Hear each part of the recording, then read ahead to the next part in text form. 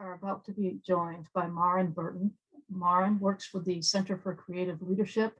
Many of you may have worked with the center through your corporate environments. They are internationally known for the work that they do. We had a representative from Center for Creative Leadership last fall when we were in DC, who taught us all about the ways in which our brain functions, and it was a really stimulating, thought-provoking presentation. And I will thank our engagement committee and our leadership committee. I suspect Maren would say I work with a lot of organizations, and typically they hire me and I come in and I do my thing. In the case of the Society of 1918, I think we had 3 meetings with Maren to make sure that what she presented to us was through the lens of William and Mary women.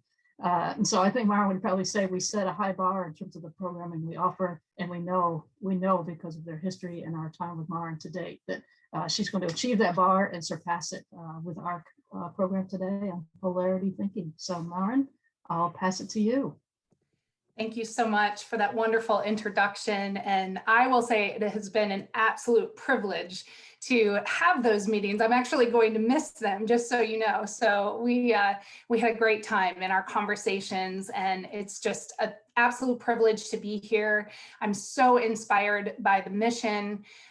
And just watching that slideshow and hearing about your impact is, something I aspire to as well. Anytime I'm with a group of powerful and transformational women, I feel like all is right in the world. So we are right where we need to be.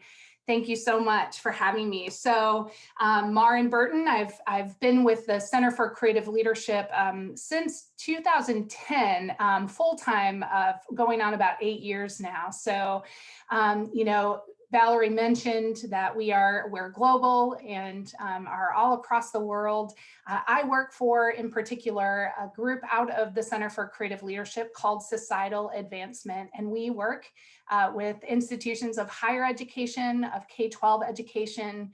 We work with nonprofits and then population health. And I get the privilege of being a faculty member that works across those areas. And so we are here to talk today about one of my favorite leadership topics, and that's around polarity thinking. And I want to warn you right now that after today, if you haven't already, you will be seeing polarities everywhere.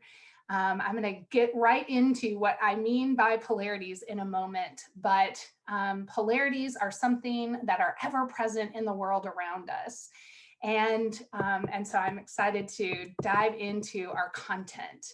Here are some of the learning outcomes for today. So of course, we're going to introduce or increase our understanding of polarities. And you are going to hear me use the word tensions as well that exist within the world around us.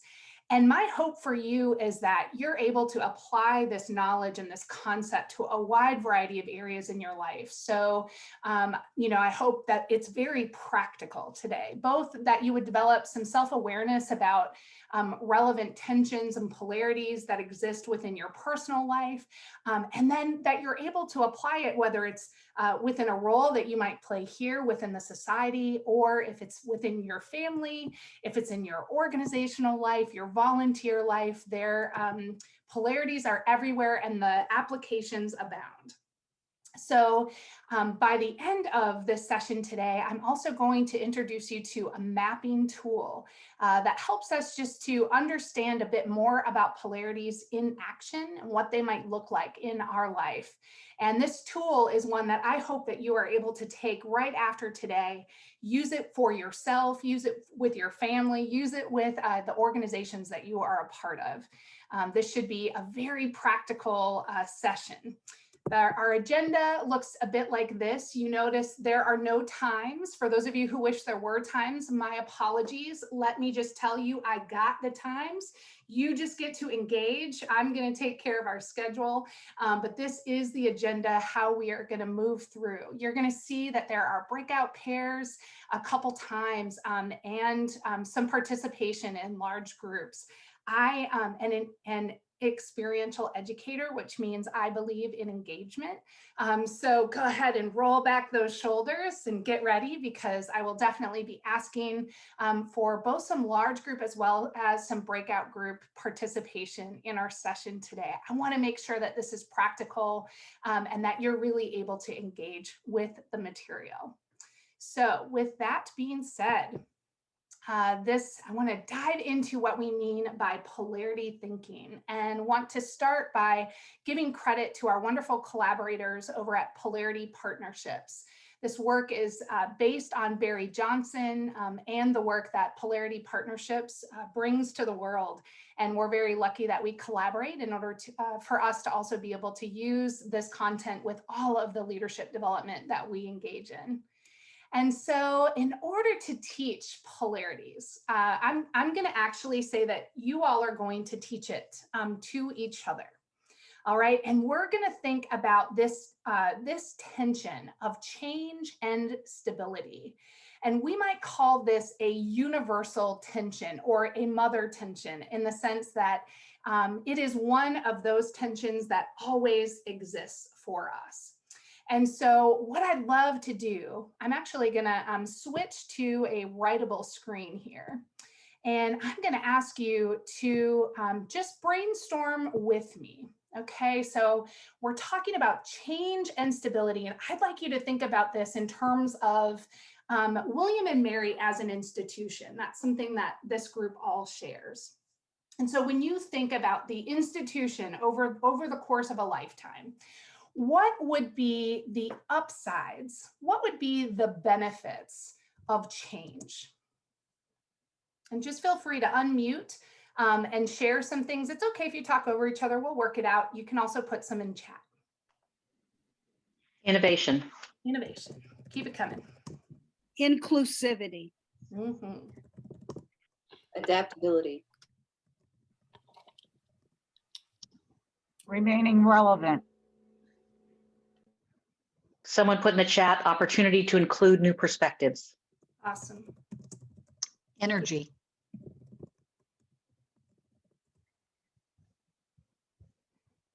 Resilience. Is there one more in the chat? Let me see. Diversity. Absolutely. Okay, you all are on it. It took us just a few seconds to be able to rattle off quite a number of benefits for change, right? And I get excited, you know, you start talking about change. I'm like, yes, I want this innovation. I want this inclusivity, adaptability. It starts to feel like change is where it's at. You know, maybe we should just focus on change, right? But of course, there's another side of the story.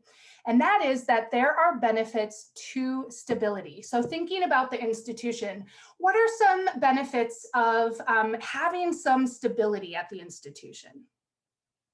Familiarity. Legacy. Predictability. I think I heard did I hear dependability? Predictability. Yeah. Keep it coming. You have academic excellence and traditions in the chat, as well as legacy in the chat. Expertise. Comfort. Awesome. Enduring. Enduring. Great. Did we say credibility? Nice. Perfect. So we can see again, in a very quick amount of time, we were able to brainstorm quite a few benefits, or what we might call upsides, of stability. You know, and I get really excited when you're talking about stability. I want an institution with legacy, with some predictability, academic excellence. We can develop expertise when we have stability. You know, traditions are so important. When we start talking about stability in this way, it makes me think stability is where it's at, right? But of course, the story continues. And so if we were to overplay stability to the neglect or expense of change, what would we get? Complacency. Stagnation. Nice.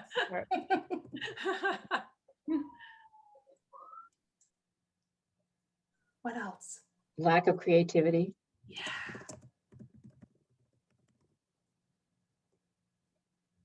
Myopic viewpoint. Oops. How did I do? Okay. You also have in the chat outdated. Outdated, absolutely. And irrelevant. Lack of diversity. And someone else in the chat put preserving inequities. Oh, yes, exactly. So very quickly, you were able to come up with a number of downsides, what I'm going to call downsides of if we were to overplay stability at the neglect or the expense of change, this is what we get. And as soon as I start feeling these downsides of over focusing on stability, it makes me want to get some change pretty quickly, right? But of course, in this story, there's a cautionary tale as well, which is if we were to overplay change at the expense or to the neglect of stability, what would we get then? Fear, Direction. chaos, Lack of predictability. Reputational risk. In the chat, you have lack of focus and leadership turnover. Mistrust. Lack of values. Instability. All right, I'm starting to go off the page. Awesome. So again, you were able to say, if we've had an over focus on change to the neglect of stability, we would get these predictable downsides. And this is the point of this whole thing, is that this change and stability is a polarity. They are interdependent pairs. And we can see that both change and stability have upsides. Both change and stability have benefits, things we want. And if we were to overplay one at the expense or the neglect of the other, we would get predictable downsides. So I knew that you were going to be able to predict this, that I would ask this whole group and that we would be able to brainstorm this list. And that is because, first of all, this is polarity thinking in a nutshell. You taught it to yourself right here. And the reason I knew you were going to be able to do that is that polarities are predictable. They have a relationship to one another. So they are 2 points of view that are perhaps truths or values or competencies that have that relationship together. They are interdependent. Here are some ideas about polarities that I want you to consider. So this isn't new. It's not a new concept. You've heard of things like paradox or perhaps opposite strengths or even dilemmas or dualities, dichotomies. All of these terms and ideas are in that realm of what we mean when we say polarities. We're just going to apply this lens to the leadership and institutional or even family and self environment, right? Interdependent pairs that have a predictable relationship. And there's a couple things about this. We just saw, because I knew that there was a predictable flow and energy cycle, that's why I could ask you how this was going to play out. And I knew that it would play out the way that it did. Because anytime we have a tension or polarity like this, the flow, the energy cycle is predictable. The energy cycle also oscillates around both of these poles or these two ideas in the shape of an infinity loop. And I'm going to show you what that looks like in just a moment. But there is this energy cycle. So we said, what does it look like if we had the upsides, right? That we could experience the downsides on the other side. We experience the upsides, etc. So there's an infinity loop. And this is the real key. Polarities will not go away. We will not check off the change and stability box. It will not happen. It's unavoidable and indestructible. As long as we have an institution, we will be dealing with the change and stability tension. Okay, but the good news for us is that this tension or polarity is leverageable. We can do something about it. And so when we're thinking about change and stability or any other tension, so I could put in here task and relationship, for instance, right? That I need to make sure that we get things done if I'm working together as a team. And I was also hoping that or that I also need to take care of our relationships, right? Task and relationship, both critical. Change and stability, both things are important. And what we're trying to do is leverage the upsides of both. We are trying with this, so you can see this lopsided infinity loop here. We're trying to capture as many of the upsides of positive, what we get from change, as well as many of the upsides of stability. And we're trying to minimize the downsides. So we're attempting not to over focus on one at the expense of the other.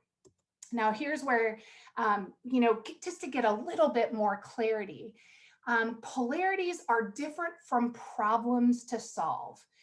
I don't know about you, but I love problem solving and I'm good at it. Like it gives me energy, right? And problem solving is really good when we are dealing with problems, right? And problems typically have one answer or multiple independent right answers, right? And here are some just very simple examples of problems that we might solve, right? When do we meet? Who do we hire? Which house do we buy? When do we schedule a wedding in COVID times, right? And that works for problems. But the trick is problems are not the same as polarities. My assumption is most people in this group have probably seen this image at one point in your life. What I see here, I'll try to point it out, is there is a picture of a younger woman. This is kind of her hairline. This is her eye here, a nose. She's looking off in this way. This is her chin, jawline, her ear. She's wearing like a choker. There's also a picture of an older woman in this picture. This is perhaps a scarf around her head. Here are her eyes. She's looking down this way. This is her nose, and this is actually her mouth. Hopefully you're able to see both of those pictures of a younger woman and an older woman. And hopefully no one wants to debate with me at this point that this is either a picture of an older woman or a picture of a younger woman. It's actually a picture of both at the same time. And this is what we are talking about with polarities, that both things are present, both things are true, and both things are important. So again, problems have one right answer or multiple independent right answers. You decide, you make the decision, and you move on. You're done. Polarities have those two poles, and they are interdependent. They will have this relationship and follow an energy cycle over time. And if you're trying to figure out, is this a problem I should solve? Because by the way, there are problems all around us too, and we should work to solve those as well. But is it a problem or a polarity? And the way I test it is it ongoing? Is this something that's ever going to go away? And if you can look at that energy cycle and say, oh, yep, this is something that's pretty consistent, then it's probably a polarity. Okay, so a little bit more. This is where things get really exciting about polarity thinking, is that as humans, we tend to have a preference for one pole or the other. So just think about when we were going through that change and stability conversation, and we were thinking about the institution of William and Mary, and you might be thinking, where did you have more energy? Did you have energy around change, or did you have more energy when we were talking about stability? If you did, and you might have had equal energy, that's okay too. But if you had a little bit more energy for one or the other, that might reveal a preference.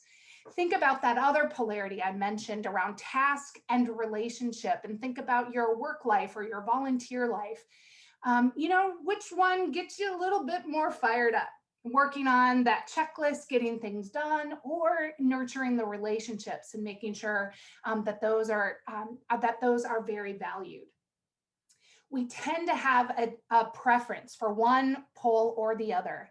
And what's really important for us to note is that that preference could lead us to an over-focus on that preference. And if we were to really overplay that focus, it could be at the expense or the neglect to the other.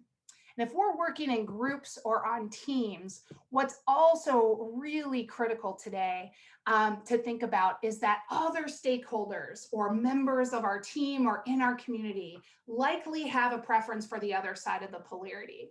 So when we think, like, let's think of any institution or organization, for instance, that hired someone specifically because they were going to lead change initiatives into the future, right? The folks in the group that are more excited about stability are going to be going, hold on a second.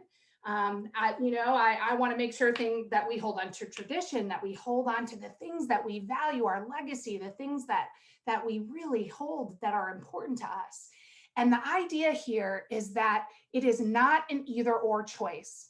While you focus on change and you're trying to capture all of those positive things for staying relevant, for making sure that you're innovative, that we're thinking about diversity and inclusion, that you're also holding on to those things that are important to us about stability, about some tradition, about some legacy, about some predictability.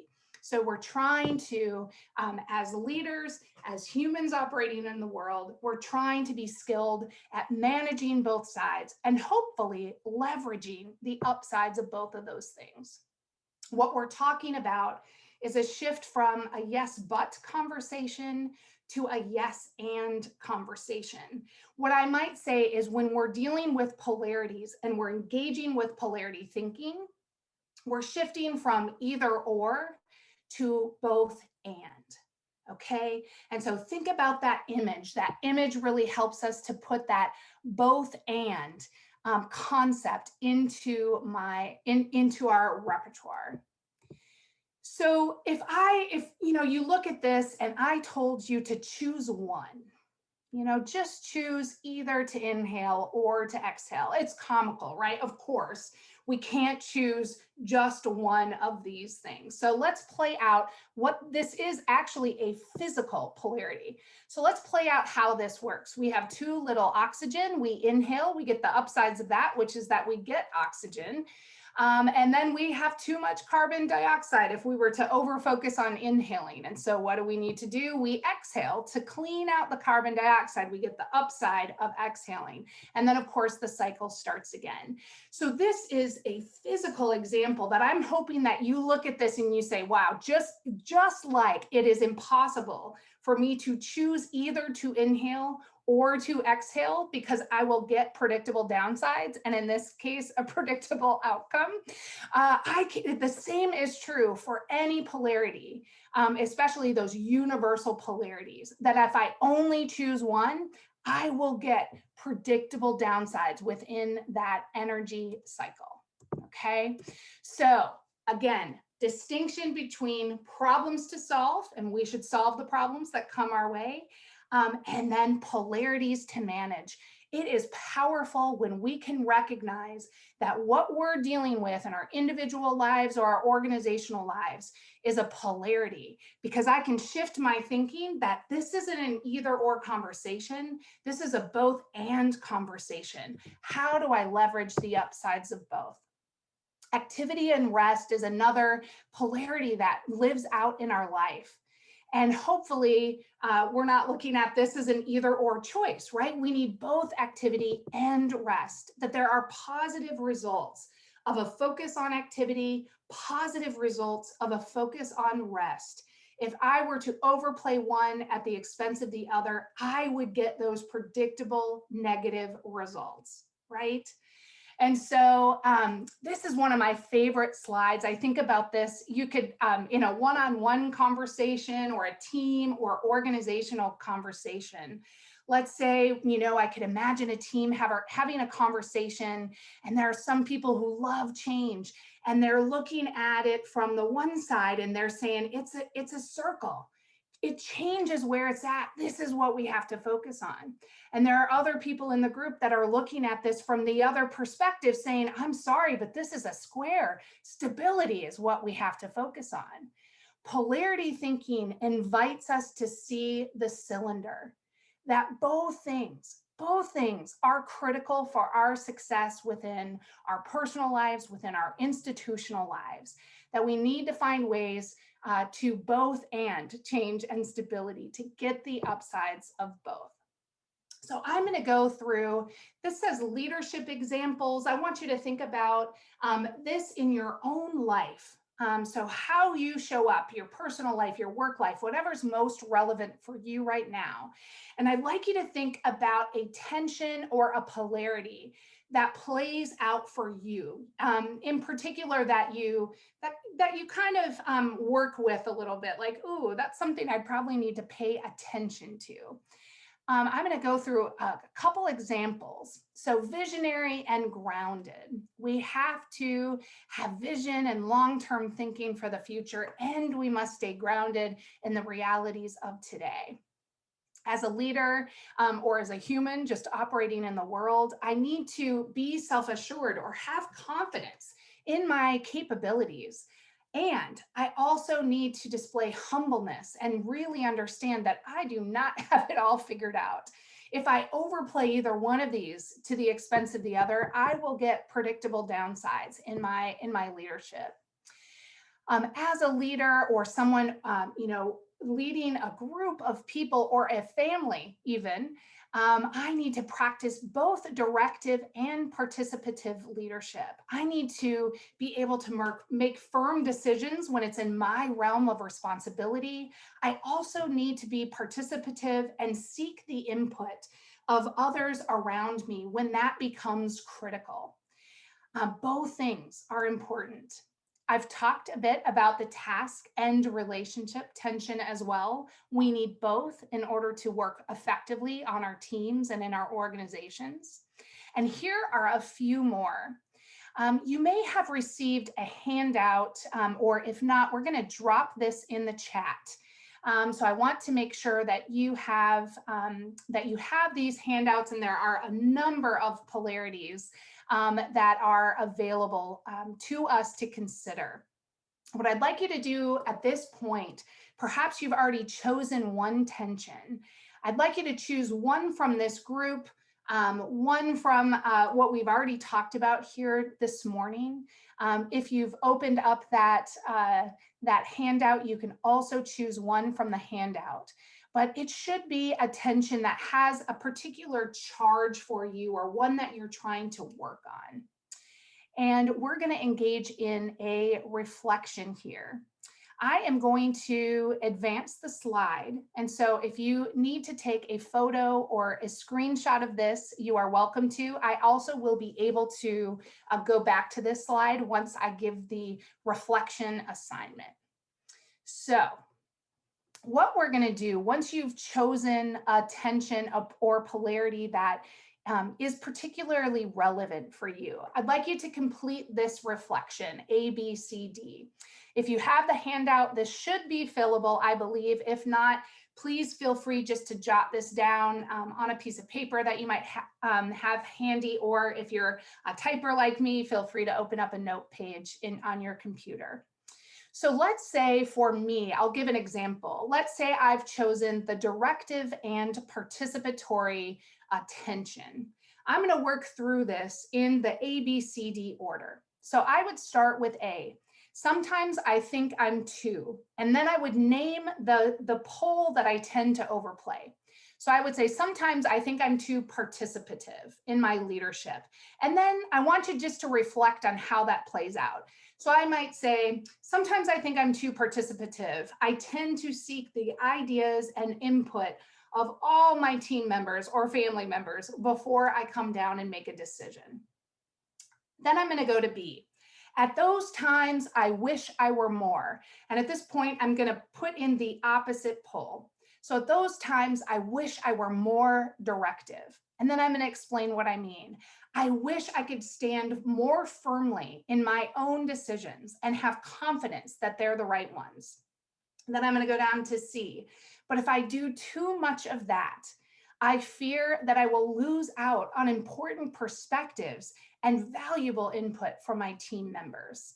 Then I go to D, because what I really value is an engaged, collaborative team. Okay, so that was just one example. I'm going to invite you to do your own reflection, and fair warning, you will in a moment be placed in a partnership, partner or trio, and you'll have a chance to share this reflection. You get to choose what you share, but I do want to give you a heads up that you will be have a chance to share this tension, at least with a partner or a group of 3. Okay. I saw a couple of things in chat that I just wanted to bring to the group as well. Valerie, I love what you put in there about, seeing kind of change in kind of one context in one way, and then maybe valuing stability in another context. Absolutely. Context can definitely matter, in particular for our preferences around polarity. So I did just want to address that context matters as well when we're thinking about our leadership as well. Perhaps if I'm working with one person, I need to address the context there, right, around their preference or what's needed for them. And I might be focused in a totally different way about someone else, like on my team or in my family. Our kids have very different preferences, and I need to support them very differently. And so I really appreciate that you brought up context matters. I also saw, the yin and yang, that's a polarity. Absolutely. So I love that you were making that connection. Okay, I'm going to describe what we're going to do next. So in just a moment, we are going to go into either a group of 2 or 3. And Amanda, we're doing well on time, so we're going to do 8 minutes in those breakout groups. So you'll have 8 minutes to share either among the 2 or 3 of you. And what I'd like you to do when you are there is just to walk through the A, B, C, D. Do us a favor. You might be tempted to tell your whole story about how this tension shows up for you.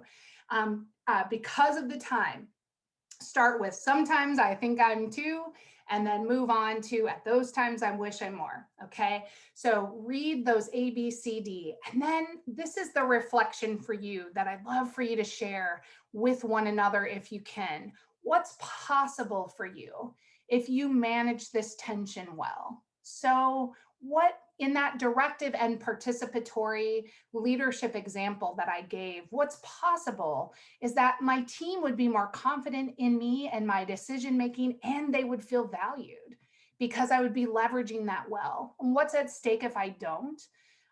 People might lose confidence in my competence or my capabilities. I might miss out on all sorts of things. And so just want you to reflect a little bit at what's at stake if you don't.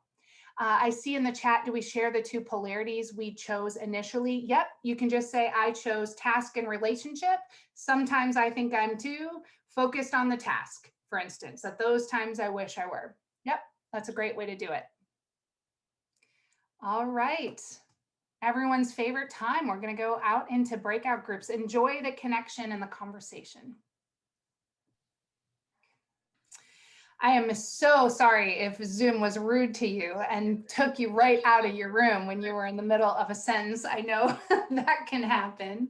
I appreciate the grace for moving us along. So usually when people have engaged in that kind of a reflection, as well as a sharing with someone else and kind of hearing another tension that might be playing out for someone else. So usually people have some new insights about polarity thinking, or perhaps some new questions. And I'd love to open it up either in the chat, or just please feel free to unmute. And what's a new insight or a question you have? I'll go. I've done polarities before, but what I found interesting here was the D, which is coming at what you really value. That made me really reflect. I hadn't thought about what was driving the behaviors. And that is such a critical insight. And actually, when I talk with our partners at Polarity Partnerships, they often describe this as a value fear proposition. And so those things that we tend to prefer can be something that's rooted in a deep value. And our tendency to focus on that preference or that value can often be driven by the fear of overplaying the other pole, right? And those downsides that we would get on the other pole. And that's powerful. It's powerful, as you just mentioned, for us to acknowledge the values that might be driving, but also to identify, if I find myself overplaying one side, what is the fear that might be driving that? And how might I be able to mitigate it by understanding what is the value of the other side, and how do I get some of those values while not losing the other pole that I also really value.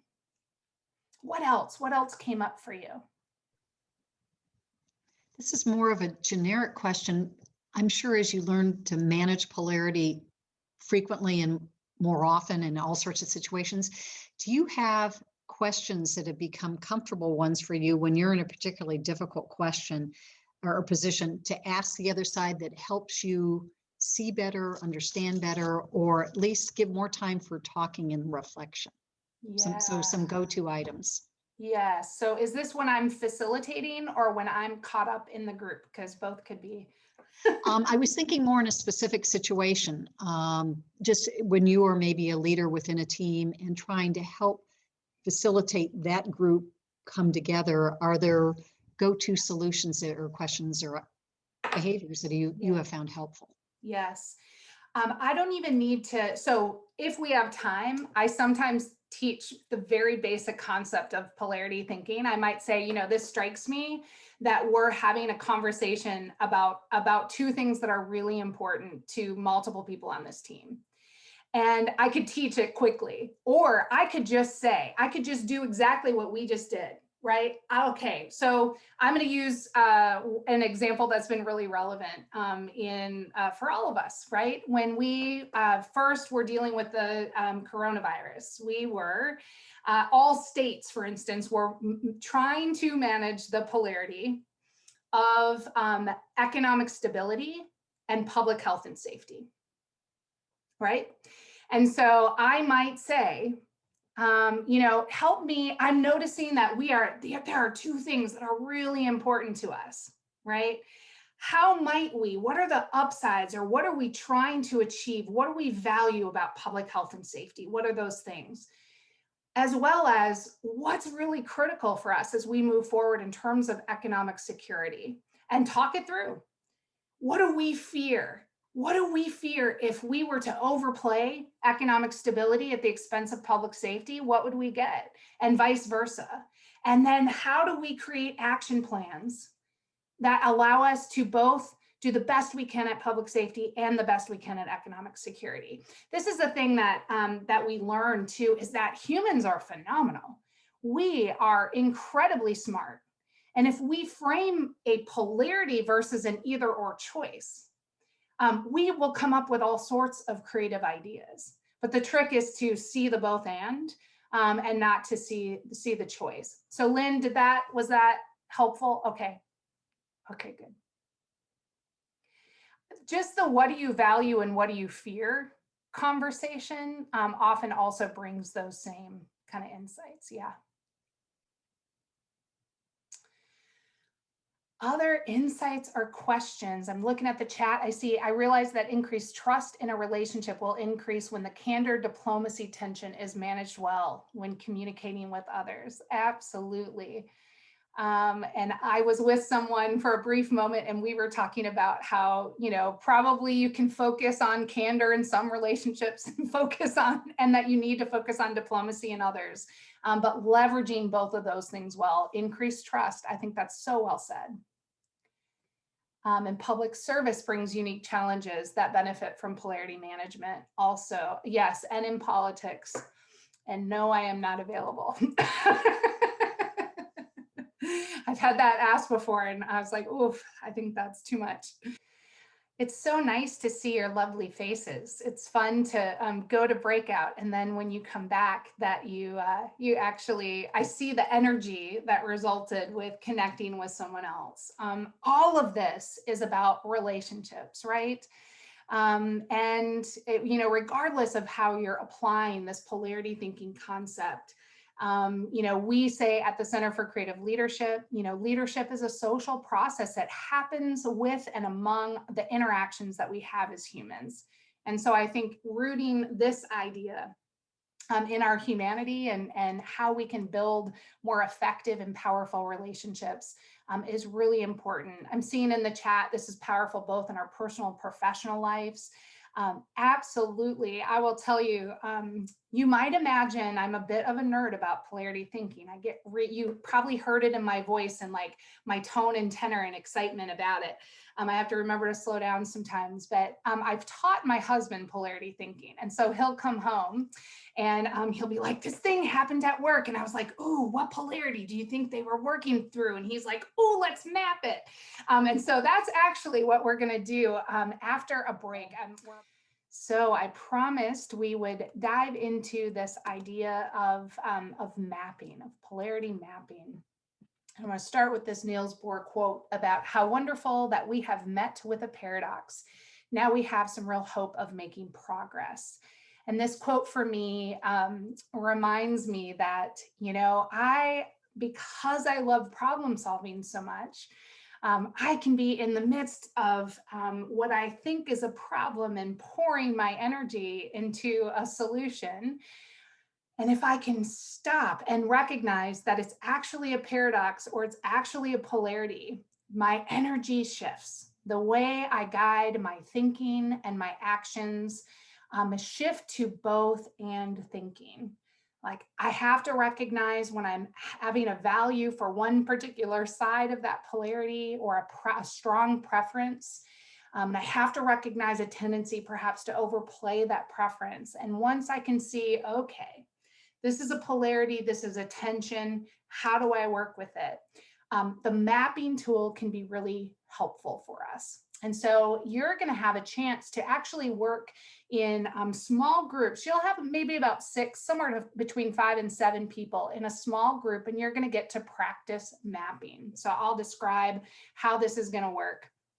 And so we thought a good tension for this group to map, we are hoping it would be universal to everyone who has joined us today.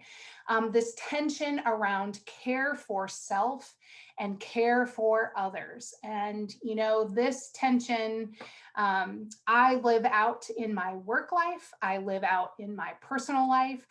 This is something that, you know, is ever present for me, and I'm guessing the same is true for the majority of us on this call. And so what I mean here is this tension of that we all must care for ourselves. We must make sure that we are taken care of so we can be good in the world. There is a reason they tell you that if the oxygen is lost in an airplane and those masks come down, that you must put your own mask on before you help others. And that is because we are no good for anyone if we are passed out. Now, in our life around us, right, it might not be an actual passing out, but if we don't take care of ourselves, then we're going to get those negative results, right? And at the same time, part of what we do as humans, if we're in an organization or an institution or just in our personal lives, is care for others. And we get benefits and other people get benefits. And that might even be a driving force or value in our life to care for others. Certainly that plays out in the mission of this society. But both things are important. And so what I'm going to ask you to do, you've had practice at this because we did this together as a large group with the change and stability polarity. To start, I'm going to have you go into your small groups and just work on this inner map here, okay? So you're going to start with, this is the order I'm going to suggest, and I think Amanda might put this in the chat as well. you're going to start with, what are the upsides of caring for self? What do we get? What are the positive results of caring for self? Just do 2 or 3 items, okay? Don't worry about, I mean, if you have a whole list, go nuts, but make sure you at least get 2 or 3 items. And then you're going to go over to the other pole, care for others. What are the positive results or benefits for caring for others? What do we get from that? And then I'd like you to say, stay on care for others, but say, if I over focus on care for others to the neglect of care for self, what are those negative results that I would get? And then flip it. If I then were to over focus on care for self at the expense of care for others, what would I get? So that's it, okay? Just those 4 boxes within your small group. Just try to get 2 or 3 items. If you have more, that's great, but 2 or 3 items for each of those boxes. When you come back, I'm going to ask just for some examples of each box, but you will not have the pressure for each group to report out. So don't worry about that. I just want you to have the practice experience of completing a map. So hopefully you had a good conversation about how care for self and care for others plays out. And I'm just going to populate a map here, just like we did before, try to keep up here. But I would love to hear, what are some of the ideas that came up for the positive sides or the benefits of care for self? Energized. Self-preservation. Greater control. Health and well-being. Setting an example.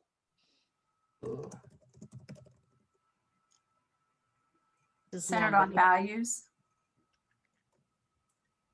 Say it again, I'm sorry. Centered on your own values, on your values. Nice.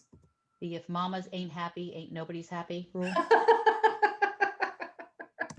Sanity. Yes. Awesome. Beautiful. Sounds like you came up with a great list. Fantastic. All right, let's go to the other side. What about care of others or care for others? Purpose. Service. Building relationships. Was it life fulfilling relationships? Oh, yeah. Satisfaction. Psychic income. Joy. Setting an example. Connection. Beautiful. Thanks for your patience. I was catching them as I could. Thank you for your participation too. Even if we talk over each other, it still works. It's all good. All right. So we had, great upsides of both of these things. We can see why both of these things are important and critical. So let's look now. What are some example? Sorry, Crystal, I see you raised your hand. I was just going to say, I think someone said psychic income, which I think is really important because I think it would really, actual real financial income goes on care of self. But that psychic income comes on care of others. Ah, That's right. Thanks. thank you. Thank you for catching that. I missed that. That's awesome. So what happens if we overfocus on care of self to the neglect of, if we overfocus on care of others to the neglect of care of self, what are some of those downsides you brainstormed? Burnout. Burnout. Resentment. Resentment. Martyrdom. Oh,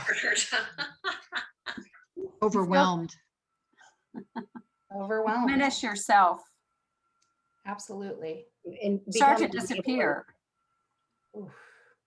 I heard start to disappear. My goodness. Absolutely. Kelly, what were you saying as well? become an enabler. Mm.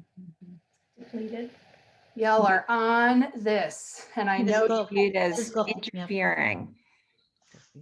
what was that last one? Depletion, it can be viewed as interfering. Yep. Physical health impacts. Yeah, we impact our health, our wellness, all of our well-being, right? So, Sorry, I was just going to say depletion. yes, depletion, burnout, feeling overwhelmed. And ultimately, we're not good for others, right? That's the irony of this one, is that, the over focus on care for others at the expense of care for self can actually lead to us not doing that well either. So what about if we over focus on care for self at the expense of care for others? What are some of those downsides? Lose We empathy. value ourselves. We lose empathy.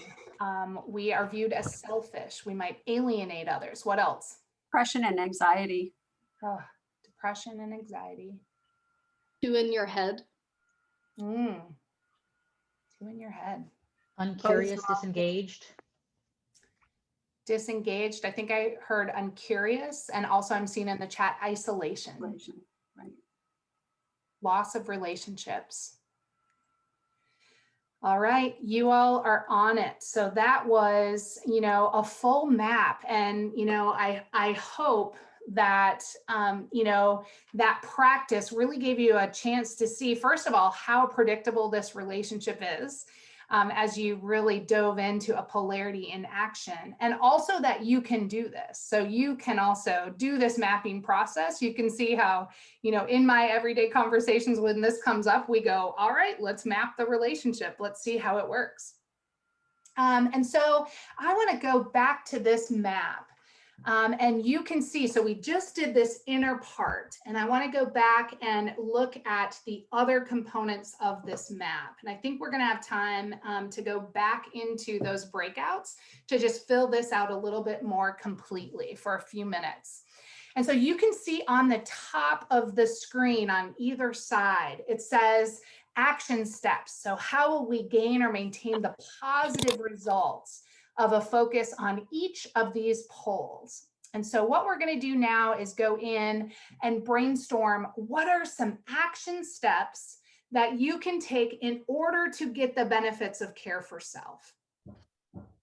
Okay, so I might say I am going to, join a workout group. I am going to set a timer to prioritize sleep, whatever it is. Okay, so what are some action steps that you can take to get the benefit of care for self?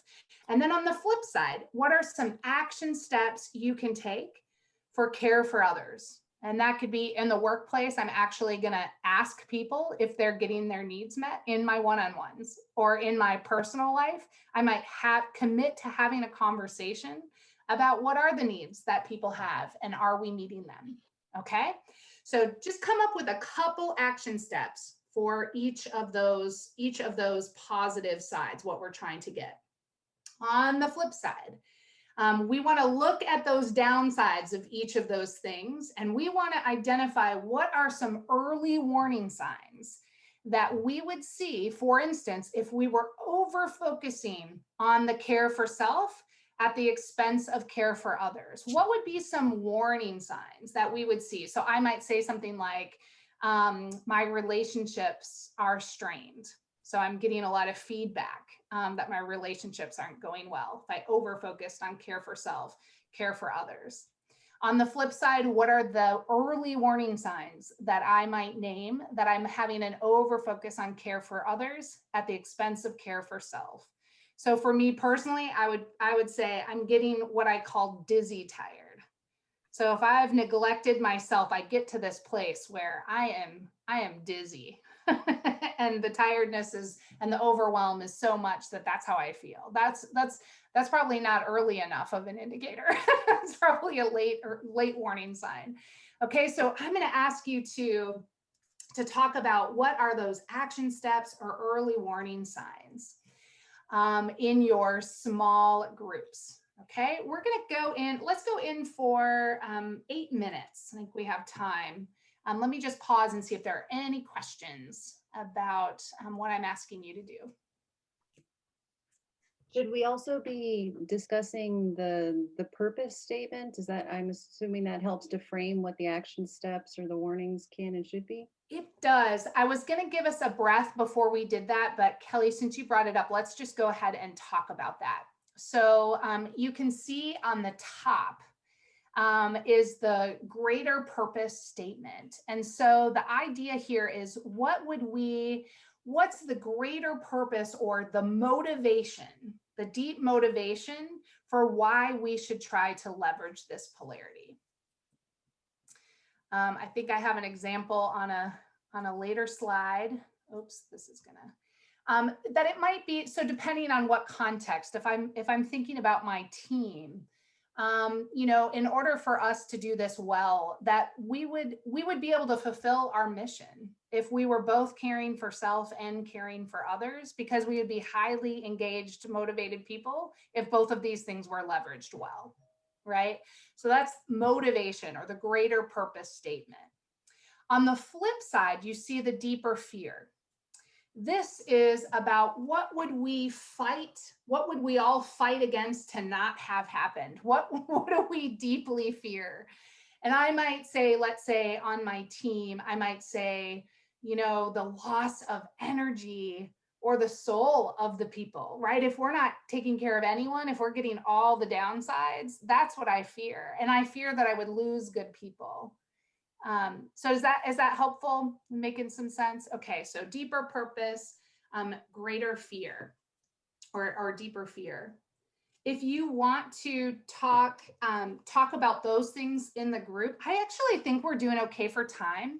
Amanda, if you're okay giving them 10 minutes, that will give you a couple extra minutes to maybe just identify your own greater purpose or deeper fear for both of those things.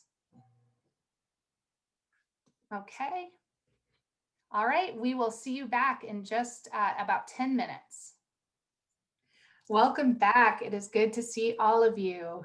I would love to hear, for the good of the group, some share outs about what you came up with. So let's focus on the care for self.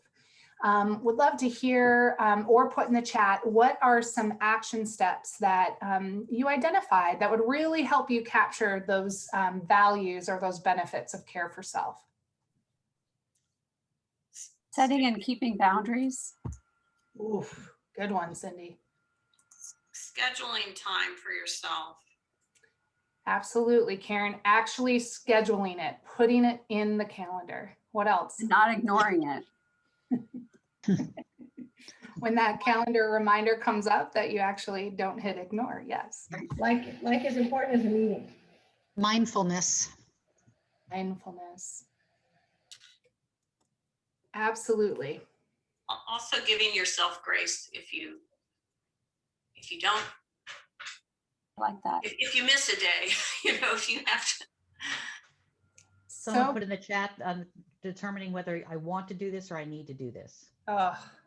Yeah, prioritizing. Yeah. Learning that saying no is not a bad answer. And it's a complete sentence. Ooh. The power of no thank you. Ooh. That is awesome. I'm writing some of these down for myself, and you know, the power of saying no. I learned a while ago the idea of curating your yeses. You know, just as you would curate what you put in a museum, that you are going to curate your life and what you say yes to based on what's valuable and what, you know, where you deserve to spend your time. I love that. In the chat, I see the phrase, I have done enough for today, and that varies day by day. And it's okay to have done enough for a particular day. I love that. P.S. Grace has been my word for 2020. And then when it turned 2021, I was like, how about I just extend grace for self and others like throughout my lifetime? I've decided. It's my permanent. I love that, Karen. Thank you for putting that in there. Beautiful. All right. Those were awesome examples. Let's look at care for others. What were some action steps that would allow you to get those positive results?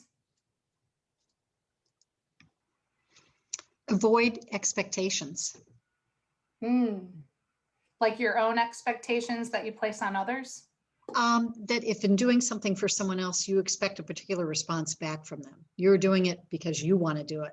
It's not how they react. I love that. Thank you. Make time for joyful care, something that brings fun to both of you. Joyful care is getting written down for me. Thank you.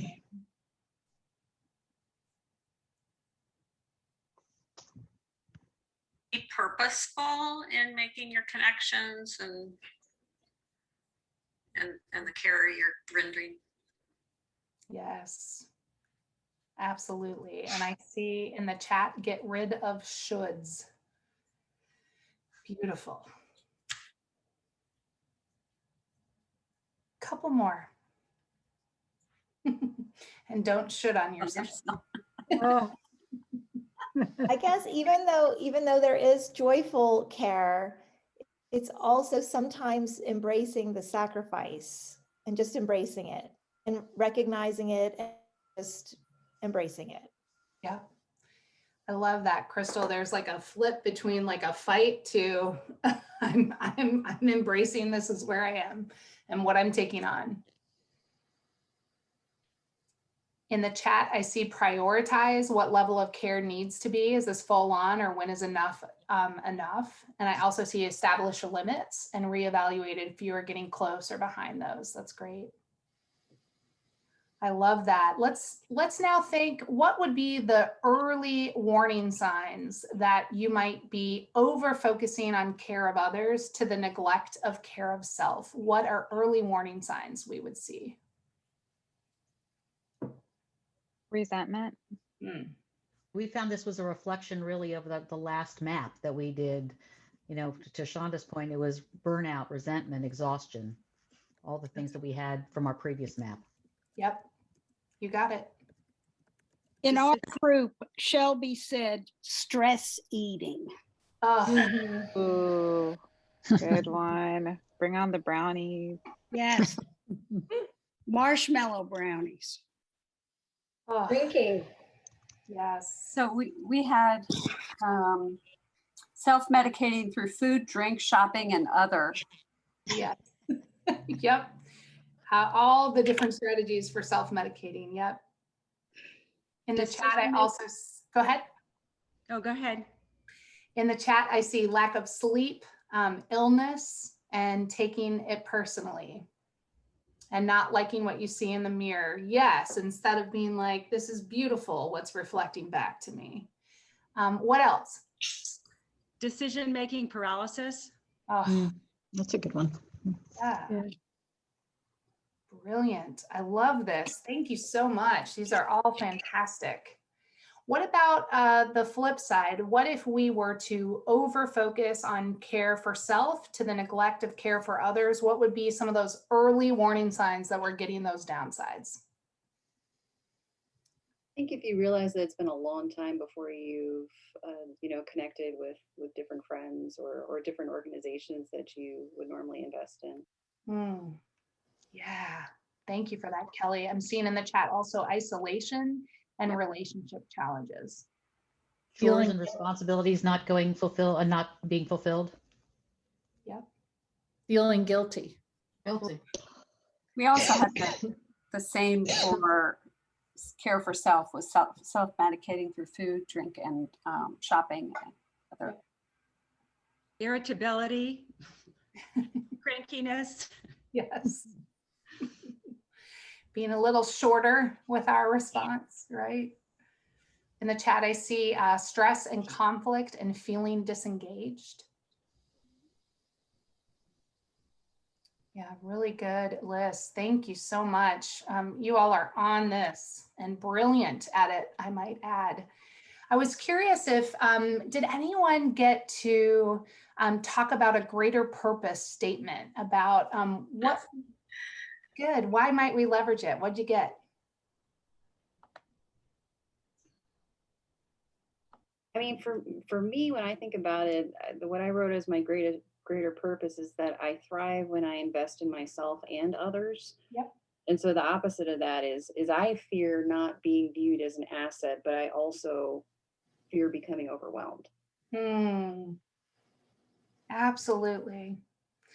I felt, Kelly, when you were describing that, both that the important value of thriving as well as that fear of being overwhelmed. Absolutely. Beautiful. Anyone else? We didn't get a full conversation in our group, but when I was writing it down, my greater purpose would be to be able to lead more effectively, be a better leader. And my fear would be an inability to accomplish the purpose of the group or of the foundation or the whatever it is. That's it. So for me, that's the things I.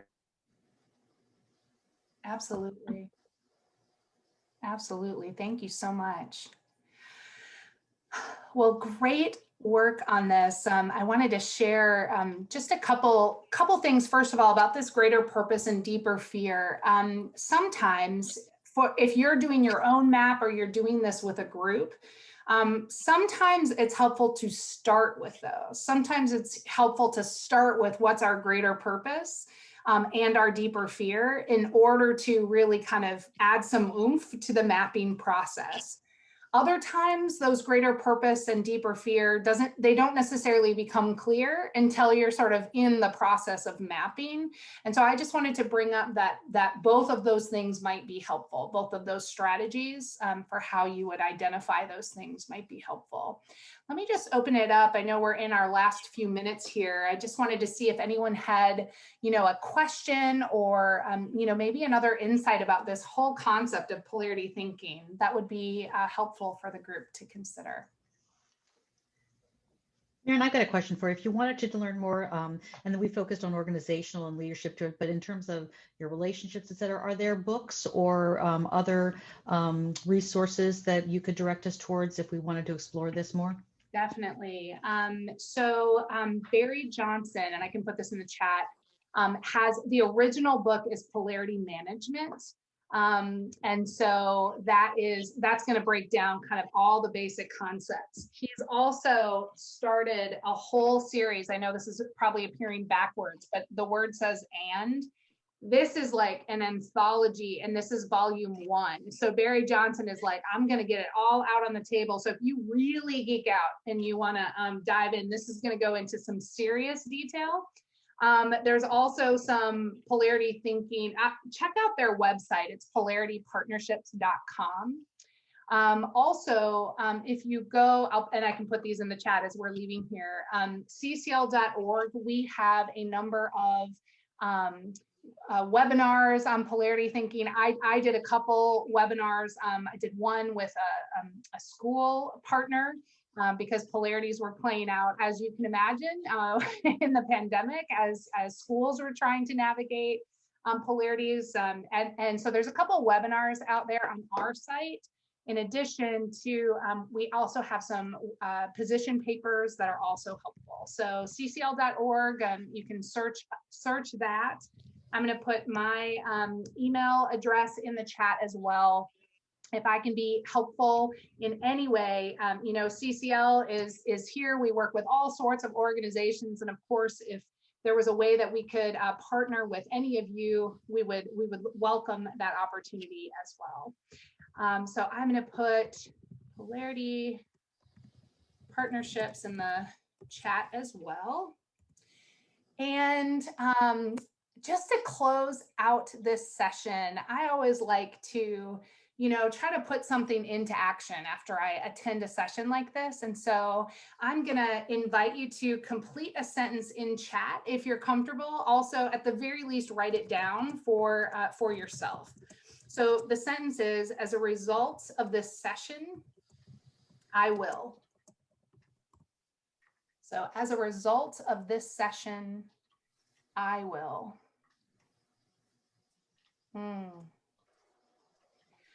Be kinder to myself. refocus on identifying my priorities and noticing when I'm not consistent with them, exercise more grace, practice polarity mapping on some of my issues, share with my colleagues, good. I will map some of the polarities I see in a relationship with a friend, beautiful. Be purposeful in making commitments. Do this map with my 89-year-old mother. Oh my gosh, please send me the result. That would be amazing. You don't have to, but that is very inspiring. Have an honest conversation with my husband about how we can balance caring for our emotional 4-year-old and ourselves. That is awesome. These are beautiful. Take a note, once you've put yours in, see what other people have been inspired to do as a result of this chat, or as a result of this session. This is beautiful. I see, remind myself that I am enough. I'm gonna close on that. Thank you for those words. You are phenomenal. This is such a tremendous group. I really appreciate spending the morning with you. I know you also have a dynamic afternoon planned as well. And so I'm going to turn it over. Valerie, I'm guessing you might have some words for the group. So I will just say thank you, thank you. You are a phenomenal, phenomenal group. Wow, Maren, I had a preview of what you were going to be speaking about, and that was really only a preview. We all have participated in a lot of Zooms. I don't think I have seen one where everyone left their camera on most of the time, and we're just really focused in on the conversation and bringing so much to it. So thank you to Maren and the Center for Creative Leadership for these concepts and exploring them with us. And thank you to those who are participating by really bringing it to life and bringing our own experiences to the table.